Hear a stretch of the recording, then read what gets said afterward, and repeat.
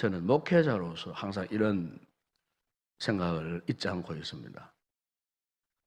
목회의 본질을 놓쳐서는 안 된다 하는 생각을 저는 항상 하고 있습니다. 왜 이런 생각을 하느냐 하면은 목회의 본질을 놓쳐버리면은 나의 이 에너지를 딴 곳에서 낭비하기가 쉽습니다. 그래서 저는 가능하면은 노예 정치나 기타 정치적인 그런 일들에 대해서는 일체 참여를 하지 않습니다. 물론 그것은 제가 어떤 목회의 이기주의적인 생각 때문에 그런 것은 결코 아닙니다. 그 외에 다른 방법으로 얼마든지 참여하고 싶고 또 도와주고 싶고 협력하고 싶지만 그러나 목회의 본질을 벗어난 어떤 엉뚱한 일에는 절대로 저는 참석을 하지 않습니다. 지금까지 그렇게 했습니다. 왜냐하면 본질에서 벗어나 버리면은 쓸데없는 곳에 가서 파워 게임을 하거나 힘 교육을 하기가 쉬워요. 그럼 그건 결코 주님 앞에 합당한 모습이 아닙니다. 목회자로서 일단 본질을 벗어난 행위이기 때문에 절대로 하나님이 기뻐하신 일을 할 수가 없어요. 우리 성도도 마찬가지입니다. 우리가 교회를 섬기고 하나님 나라를 위해서 헌신하고 살 때에 본질을 벗어나 버리면요 쓸데없는 힘겨루기에 극복합니다. 오늘 한국 교회에 수많은 문제들이 있어요.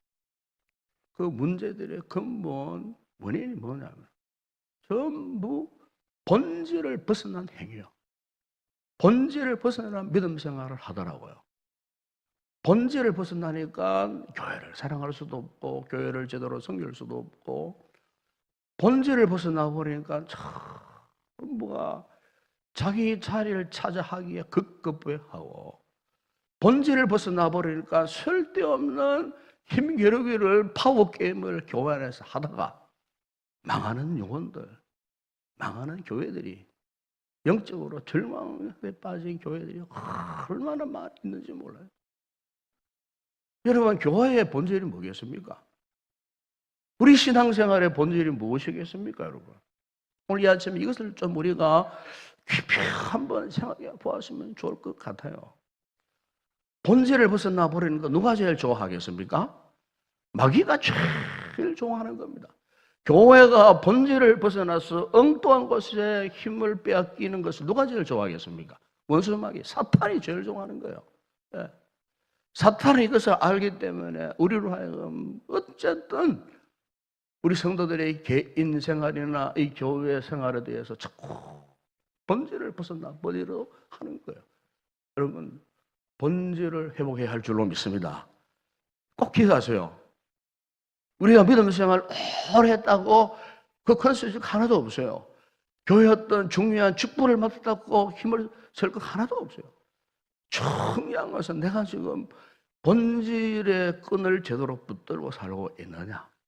내 지금 신앙의 중심에 있어서 본질을 제대로 찾아서 내가 믿음 생활을 하고 있느냐. 혹시 내가 다른 엉뚱한 데서 자꾸 힘을 낭비하고 소비하고 있지는 않는가. 이것을 여러분 우리가 이 아침에 한번 면밀하게 우리 자신을 한번 살펴보면 참 좋겠습니다. 이 동물들의 생태를 보게 되면 참 신비한 게 많아요. 특히 이제 이 동물들 가운데에 이 벌 가운데에 호박벌이라는 벌이 있어요. 호박벌. 호박벌이 생긴 잘 모르시는 분들 인터넷 찾아보세요. 그거 다 나옵니다. 이 생긴 것 자체가 굉장히 뚱보, 소위 뚱보벌입니다. 뚱보. 뚱뚱한 게 생겼어요. 날씬하지도 못하고. 날개도 그 몸매에 비하면 아주 얄팍하고 가느리한. 그러니까 겉으로 볼 때는 도저히 이 벌은 양력도 부족할 것이고 날아갈 힘도 없을 것이고 분명히 그렇게 생겼어요.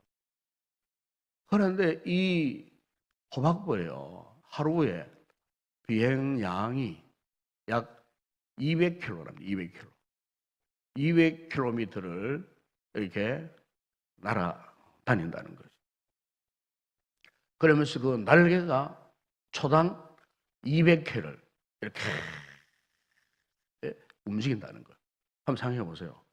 그 조그만한 이 뚱보물이 1초에 200회를, 그러니까 이 뚱뚱한 벌이 날 수 있는 그 힘의 원천, 본질이 뭐냐면은 초당 200회의 날개를 움직이는, 거기에 양력이 생겨가고 이 뚱보벌이 하루에 200km를 이렇게 왕래하면서 호박꽃을 찾아다니면서 그게 각종 꿀들을 그렇게 섭취한다는 거예요.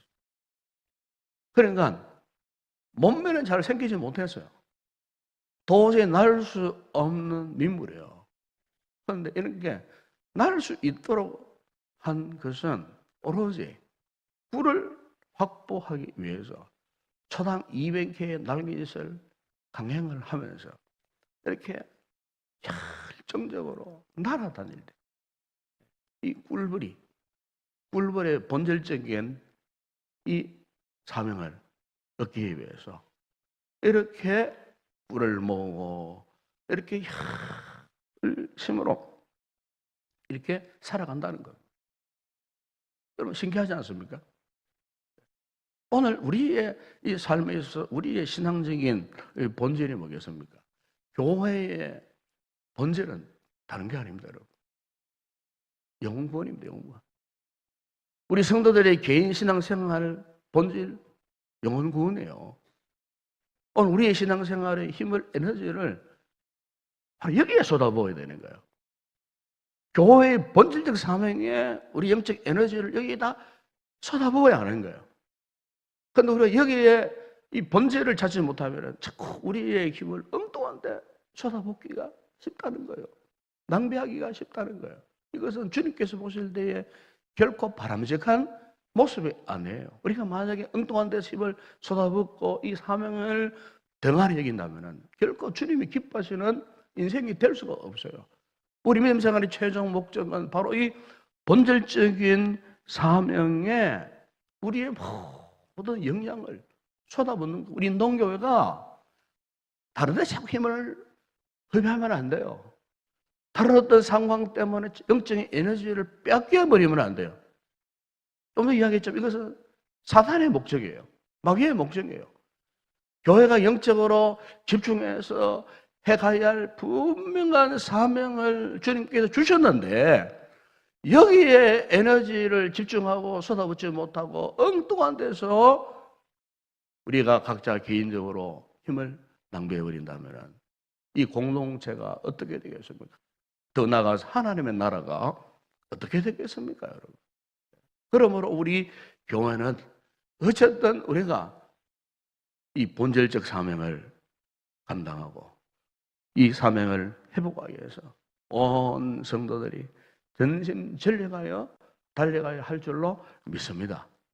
여러분, 이 사도 바울이 오늘 본문에 보면은 과거에 그가 그리스 아덴에 가서 이 전도를 하려고 하다가 잠깐 그 자신의 사명의 본질을 잃어버리고 엉뚱한 방법으로 엉뚱한 곳에 가서 엉뚱한 사람들과 논쟁을 하다가 영적으로 손해본 그 경험을 바탕으로 해서 그가 이 고린도 교회를 향하여 편지를 쓰는 중에 자신의 경험을 바탕으로 해서 권면하는 말씀이 바로 이 고린전서, 특별히 오늘 이 본문 이 고린도서 2장의 이 이야기예요.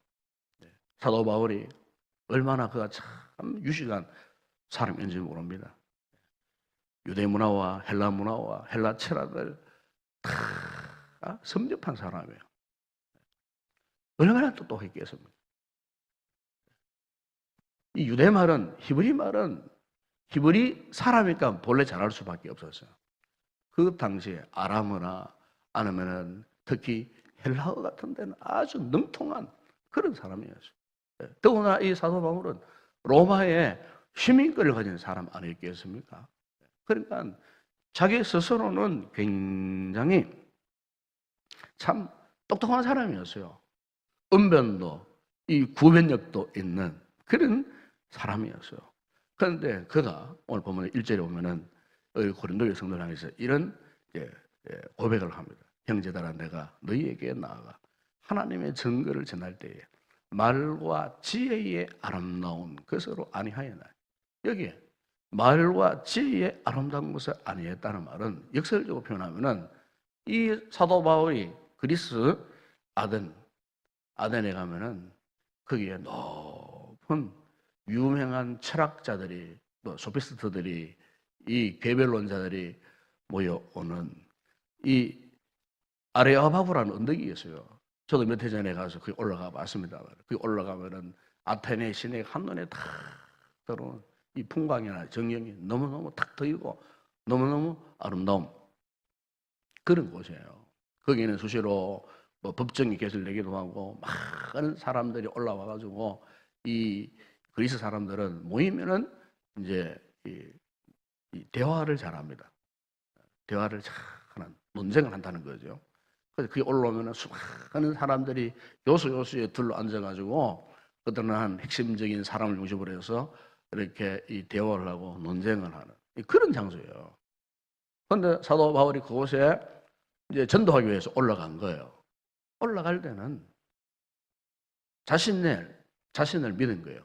자신의 말 솜씨, 자신의 지혜, 자신의 어떤 능력, 경험 이런 것들을 믿고 올라가서 철학을 숭상했던 이 아테네 사람들과 한번 힘겨루기를 한번 해보기 위해서 자신이 가지고 있는 언어의 능력이나 지혜의 능력을 가지고 지식을 가지고 총동원 해가지고 저들과 한번 겨루어갖고 그래서 내가 그들을 제압하고 그리고 그들에게 내가 전도하겠다. 한 이런 욕심을 가지고 올라간 거예요. 올라갔는데 소문 듣은 대로 뛰어난 인물들이 많았어요. 스토학파의 철학자들, 에피쿠로스 학파의 철학자들, 뭐 이 괴변을 말하는 소피스트들 이런 무리들이 올라와가지고 이야기를 하는데 이 영적인 사람이 바울도요 그 분위기에 자신의 마음을 뺏겨버렸어요. 자신이 왜 이 아레오파고 언덕에 올라왔는가 이 사실조차도 잊어버릴 정도로 그 뜨거운 논쟁 속에 자신도 모르게 빠져들어간 거예요. 자기도 모르게 자기가 가지고 있는 모든 지식, 지혜, 경험 것들을 총동원해가고 온갖 수사학에서 나온 아름다운 용어들을 써가면서 그들과 이렇게 논쟁을 했는데 그런데 결국에는요 거기서 낭패를 당한 거예요. 한마디로 부끄러움을 당한 거예요. 자기는 그래도 헬라 철학에 능통한 사람이었다고 생각했는데 막상 올라가 보니까 자기보다 더 뛰어난 사람들, 자기보다 더 말솜씨가 뛰어난 사람들 그 앞에서도 막 이 바울이 굴복해버린 거예요.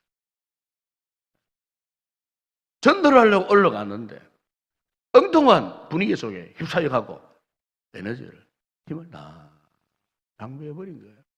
마치 오늘 우리가 믿음 생활을 이렇게 정상적으로 해야 되는데 그렇지 못하고 자꾸 엉뚱한 데서 에너지를 빼앗기고 본질적인 사명은 엄두도 못 내는 그런 상황에 빠져 있는 것처럼 지금 바울이요. 우리의 이 같은 아픔, 연약함을 이미 2000년 전에 바울이 경험한 거예요. 오늘 자신의 뼈아픈 경험을 지금 고린도 교회 성도들에게 고백합니다. 내가 이제부터는 내가 너희들에게는 내 말과 지혜의 아름다운 것으로 결코 하지 않겠다. 그러니까 한마디로 말하면은 본질로 돌아오겠다는 겁니다. 내가 살아있는 삶의 본질, 나의 믿음 생활의 이 본질, 영적인 본질로 내가 돌아오겠다. 여러분, 오늘 우리 교회가, 우리 성도들이 복음의 본질로 돌아오기 위해서는 이 같은 결단이 있어야 합니다. 사도 바울이 오늘 고린도 교회를 향하여서 이 메시지를 전하고 있습니다만은, 이 고린도라는 도시가 참, 그 당시에는요, 무시무시한 도시예요. 환락가가 절비하고, 뭐 또 그 대신에 경제적으로도 아주 부유성한 그런 도시예요. 뿐만 아니라 수많은 이 신들이 많았어요. 고린도 지역에 가보니까 막 요소요소에 쓸데없는 뭐 신상들, 신들이 얼마나 많은지 몰라요. 거기 박물관에 들어가 보니까 막 온갖 잡다한 그 신상들이 굉장히 많았어요. 그러니까 그 당시 사도 바울 시대에 이 고린도라는 도시는 정말로 환락가, 번화가, 한마디로 영적으로는 캄캄한 암흑의 도시였어요. 그래서 이 암흑의 도시에, 이 도시에 이 복음을 전하려고 하니까 이 바울의 심정이 어땠냐면요, 3절에 그런 고백하지 않습니까? 내가 너희 가운데 거할 때에 약하고 두려워하고 힘이 떨어져. 이게 보통 도시가 아니라는 거예요. 이런 흑암의 권세가 가득한 이 도시를 과연 바울의 힘으로 이 도시를 점령할 수 있겠습니까, 여러분? 바울의 힘으로, 바울의 능력으로 이 도시를 창할 수 있겠어요? 그럴 수 없다는 사실을 알기 때문에 바울의 마음에는 오히려 두려운 마음으로 가득했다는 겁니다. 오히려 내 마음에 떨림이 오더라, 그 말이죠. 다시 말하면 나는 내 힘으로 할 수 없음을 깨달은 거예요. 그 현실의 두터운 장벽 앞에 절망할 수밖에 없는 그런 상황 속에 오히려 자괴감을 느낄 정도로 자신감을 잃어버린 그런 상태에 사도 바울이 처해 있다는 겁니다. 그런데 오늘 본문에 보면은 그것이 이 말씀의 끝이 아니에요.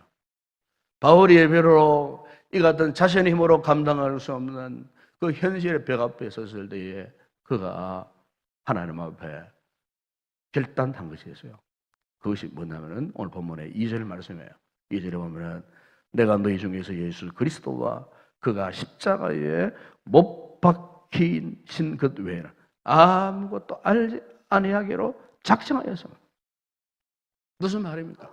바로 이 도시가 두려움과 떨림에 내 힘으로 감당할 수 없는 흑암이 캄캄한 그런 도시지만은, 그러나 난 이곳 이 고린도에서 오직 내가 할 수 있는 본질적 사명은 바로 뭐라고요? 오직 예수, 오직 예수의 십자가, 오직 예수의 부활, 오직 예수 그리스도를 통한 이 죄사함의 은총을 내가 선포하고 그 외에는 전혀 관심을 두지 않을 것이다.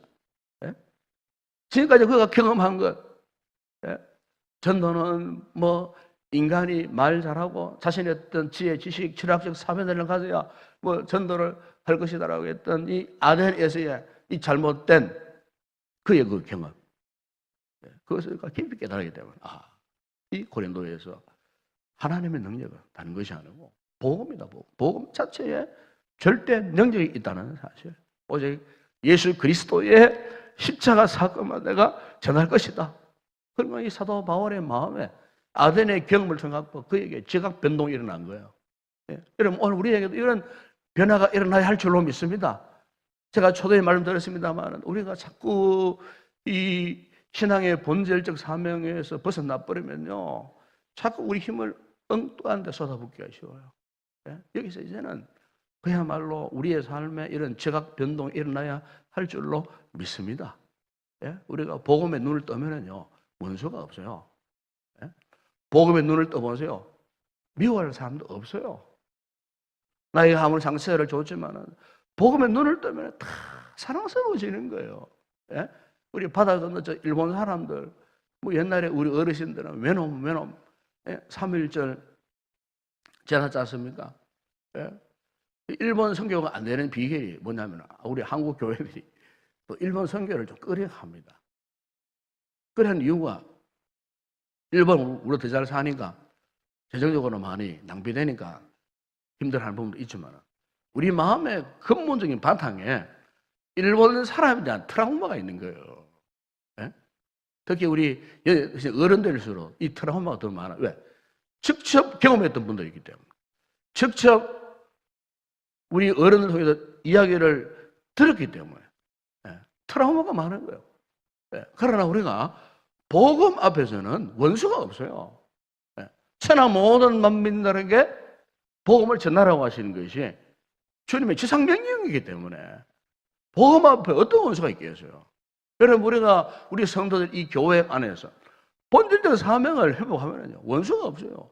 보기 싫은 사람 없어요. 왜? 우리는 다 하나님의 자녀, 하나님의 백성이고 이 성령의 공동체 안에서 이루어진 하나님의 이 자녀들의 모임인데 우리가 서로를 미워하고 우리가 서로를 자꾸 만나는 것을 괴로워하고 분노한다. 우리가 어떻게 이 사명을 감당할 수 있겠느냐 그 말이에요. 오늘 본문에 사도 바울이 우리에게 이 도전해 주는 것이 바로 이것인 줄로 믿습니다. 영적 삶에 있어서 본질을 회복하라 하는 겁니다. 본질을 회복하라. 이 본질 회복은 다른 게 아니에요. 복음에 집중하는 것입니다. 복음 전하는 사명에 집중하는 우리 교회가 되었으면 좋겠습니다. 여러분 사도행전 2장에 보면은 베드로가 오순절 날에 예루살렘 광장에 모여있는 수많은 무리들을 향하여서 그가 복음을 전하여서 얼마 전만 하나라도 오히려 그들이 무서워서 벌벌 떨고 숨었던 사람이에요. 그런데 오순절 성령의 충만을 받고 예수 그리스도의 이 복음의 삶을 회복했을 때에 예수님을 십자가에 못 박아 죽였던 그 장본들에 모여있는 그 군중들을 향하여서 어땠습니까? 그가요 예수 그리스도를 선포했습니다. 십자가를 선포하고 너희가 못 박아 죽인 예수 그리스도가 다시 살아나셨느니라. 다른 것 전하지 않았어요. 그들을 뭐 책망하지도 않았어요. 오로지 주님이 전하시는 이 복음의 본질적 사명을 감당했을 때 보십시오. 십자가 그 복음 안에 능력이 나타났어요. 예? 주 예수를 믿어라. 그러면 너만의 구원을 받으리라. 이 복음만 전한 거예요. 그랬을 때에 거기에 모여있는 군중들 가운데에 수천 명의 군중들이 어찌하고 하는 그 심정을 품고 회개를 하면서요. 수천 명이 주님 앞으로 돌아오는 유명한 역사가 일어나요. 그거 뭐겠습니까? 베드로의 힘이겠습니까? 능력이겠습니까? 아니에요. 복음의 능력이요. 십자가 복음의 능력이 그 무식했던 그 베드로를 통해서 그렇게 나타나더라 그 말입니다. 제가 몇 해 전에 안식년에 미국에 갔을 때 미국 동부에 가면은 아이리비를 가면은 미국 북동 8개 이 사립 명문 대학들이 있어요. 그 사립 명문 대학 가운데서도 가장 명문 대학인 이 프린스턴 대학이 있어요. 거기에 제가 한번 가봤어요. 거기 왜 갔느냐 하면 거기에 이 프린스턴 대학에 가면은 바로 그 교정 옆에 큰 예배당이 있어요. 예배당. 그 예배당에 제가 공부함으로는 미국의 18세기 중엽에 대각성 운동이 일어났을 때에 바로 이 프린스턴 대학의 초대 총장을 지냈던 조나단 에드워드가 그 예배당에서 설교를 한 곳이었어요. 그 예배당 들어가 보니까 아무도 없었어요. 그 큰 돌로 만든 예배당. 그야말로 성당처럼 훌륭한 그 예배당. 조명시설도 별로 안 돼 있어요. 우두컴 까만 그 정면에 설교 강단이 지금보다 더 높게 세워져 있습니다. 미국은 그 당시에. 높은 강단에 보니까 바로 저곳이 그 옛날 18세기 중엽 때 미국의 대각성 운동이 일어나가지고 이곳에서 일어나가지고 미국 남부 지역까지 확장되었던 그 진원지가 바로 저 강단이구나. 그 강단을 바라보니까 막 가슴이 뜨거워졌어요. 네? 수백 년 전에 조나단 에드워드가 서서 설교를 사했던 그 강단. 그 당시에 여러분 뭐 전기가 있었겠어요? 없었어요. 그냥 초롱불 홉 켜놓고 예배드렸던 그런 시대였어요. 그런 시대에 이 조나단 에드워드가요 설교 준비를 열심히 했어요. 이번에 설교 스타일은 유명한 게 그냥 보고 읽는 겁니다. 읽는 거. 보고 읽는 거예요. 지금 저는 뭐 제자철을 한다든지 뭐 군중들을 바라보면서 뭐 이렇게 웅변식인 그런 설교가 아니었어요. 이 조나단 에드워드가 하는 설교는 그냥 자신이 꼼꼼하면서 만난 이 설교 노트를 보고 그냥 읽어주는 거예요. 쫙 읽어주는 거예요. 근데 보세요. 요즘 그렇게 하면 아마 다 거기다가 졸 수밖에 없는 그런 상황이에요. 근데 그런 설교를 듣는 것 중간에 거기에 모여있던 프리스턴 대학의 학생들과 교수들과 일반 민간인들 예배하러 왔던 그 청중들에게 성령의 불이 떨어져요. 거기에 변화가 일어나요. 조나단 에드워드의 설교의 가장 핵심이 뭐냐면 예수 십자가 죽으심과 부활 이거였어요. 그럼 복음의 가장 중요한 것이죠. 뭐 다른 예화가 없었고요. 오로지 예수 그리스도의 복음에 관한 그 메시지만을 읽어줬는데도 프리스탄 그 채플실 안에 성령의 불이 떨어졌어요. 회개의 역사가 일어났어요. 그 회개의 불길이 그 넓은 미국 대륙 남부 지역까지 확산되어 갖고 유명한 미국의 대각성 운동의 불씨가 거기에서 발화되어 갖고 그 땅을 변화시켜 하나님 역사가 일어났다는 거. 미국 교회의 최고의 전성기 부흥기를 맞이하는 그런 발단이 된 그런 사건이다. 그 사건. 하늘에 오늘 우리 교회도 이 같은 본질을 회복할 때에 하나님 우리 교회를 귀하게 사용하실 줄로 믿습니다. 원래도 이제 오늘부터 시작되는 행복한 선포주를 통해가고 우리가 다른 건 못해도요. 이것은 꼭 붙들어야 돼요. 영혼 구원하는 일. 더 이상 우리 가운데 뭐 왈가불가하는 이런 쓸데없는 힘을 낭비하는 것을 이제는 차단하고 정말 우리가 이제부터는 예수 그리스도 복음을 전하는 이 일에 우리 교회가 집중해야 할 줄로 믿습니다. 하나님께 우리를 사용하시기를 원하셔요. 우리 교회를 사용하시기를 원하셔요. 이 목사뿐만 아니고 우리 온 성도들이 정말 우리가 이제는 마음을 좀 홀가분하게 가볍게 하고 정말 우리가 이 영혼 구원을 위해서 힘쓰고 위해서는 하나님 주신 이 신앙생활에 이 본질의 사명을 회복하고 이 사명을 잘 감당하다가 정말 하나님 앞에 큰 칭찬과 영광을 얻는 복스러운 우리 공동체가 되고 여기 우리 모든 성도들 되시기를 주의 이름으로 축원합니다.